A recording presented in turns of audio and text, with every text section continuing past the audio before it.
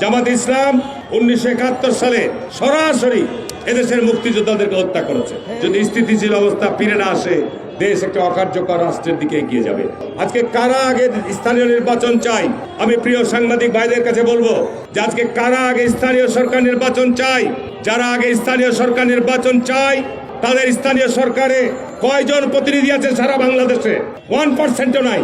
বিশেষ করে আমি জামাত ইসলামের নাম করে বলছি, জামাত ইসলাম আজকে বিএনপির সাথে শরিক ছিল, জোট ছিল, ঐক্যবদ্ধ নির্বাচন করেছি, যুগপৎ আন্দোলন করেছি। জামাত ইসলামের ভূমিকা সম্পর্কে নতুন করে বলার অপেক্ষা রাখে না। জামাত ইসলাম 1971 সালে সরাসরি এদেশের মুক্তিযোদ্ধাদেরকে হত্যা করেছে। জামাত ইসলাম এদেশের সরাসরি মুক্তিযুদ্ধের বিরোধিতা করেছে। জামাত ইসলাম 1971 সালে সরাসরি তারা বলেছে পাকিস্তান সেনাবাহিনী এবং জামাত ইসলাম হচ্ছে একমাত্র দেশপ্রেমী। এটি ছিল তাদের 71-এর স্লোগান। কি ঠিক না বেটি বলছি ভাইরা? ঠিক তারপরেই দেখেন, আমরা যখন শহীদ রাষ্ট্রপতি জিয়াউর রহমান বহুদলীয় গণতন্ত্র প্রবর্তন করলেন, এরশাদ সাহেব রাতের অন্ধকারে ক্ষমতা দখল করলেন, আমরা রাস্তায় আন্দোলন করছি। সমস্ত রাজনৈতিক দল আন্দোলনের এক পর্যায়ে আন্দোলনের পিঠে ছুরিকাঘাত করে যারা ঘোষণা দিলেন যে এরশাদের অধীনে যারা যাবে তারা জাতীয় বিএনপি। কি এরশাদের সাথে নির্বাচনে চলে যায়নি? কি আমরা গেছিলাম? আমরা যাইনি বলে দেশে গণতন্ত্র ফিরিয়ে এনেছিলাম। আবার দেখেন 1991 সালে নির্বাচনের মধ্য দিয়ে বিএনপি ক্ষমতায় আসলো, আবার শুরু হলো ষড়যন্ত্র।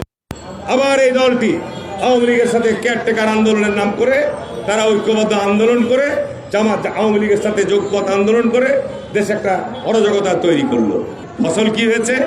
আপনাদের শীর্ষ নেতারা আওয়ামী লীগ ক্ষমতায় এসে কিন্তু সবকে ফাঁসিতে ঝুলিয়েছে। ঠিক না বেটি বলছি ভাই আমার?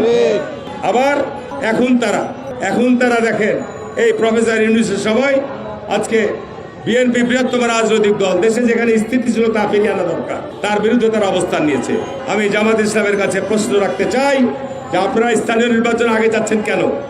স্থানীয় নির্বাচন দিলে কি আপনাদের সুবিধা হবে? কয়টা আপনাদের স্থানীয় সরকার সারা বাংলাদেশে 4,500 ইউনিয়ন পরিষদের মধ্যে কয়টা চেয়ারম্যান জামাতের আছে? কয়জন ইউনিয়ন পরিষদের মেম্বার জামাতের আছে?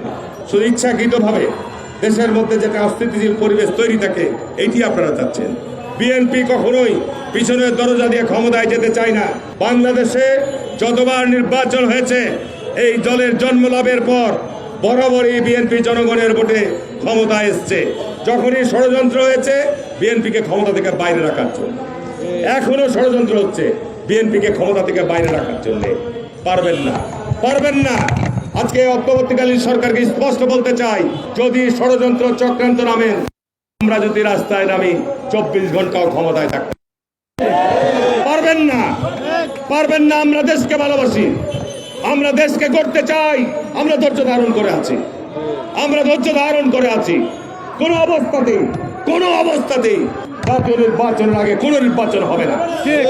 জাতীয় নির্বাচন আগে হতে হবে, দেশকে স্থিতিশীল করতে হবে, দেশের মানুষের মধ্যে আস্থা এবং স্বস্তি ফিরিয়ে আনতে হবে, সংস্কার হবে এবং আওয়ামী লীগের দোসরদের, আওয়ামী লীগের চোরদের, আওয়ামী লীগের অপরাধীদের বিচার আমরা কন্টিনিউ করব। বিচার আমাদের করতে হবে, বিচার আমরা করব ইনশাল্লাহ। আওয়ামী লীগের সাথে বিএনপির তকমা লাগানোর কোনো সুযোগ নাই। কেউ সুড়সুড়ি দিচ্ছেন যে আজকে জামাত বিএনপি মনে হয় আওয়ামী লীগের সাথে তকমা লাগছে। নো, আওয়ামী লীগ কর্তৃক বিএনপি যে সাফার করেছে, বেগম খালেদা যে সাফার করেছে, তারেক রহমান যে সাফার করেছে, গোটা বিএনপির পরিবার যে সাফার করেছে, এটি কে করেছে? কোন দল করেছে? কি কথাটা ঠিক না বেটি বলতে পারে? সুতরাং বক্তব্য আর বাড়াবো না।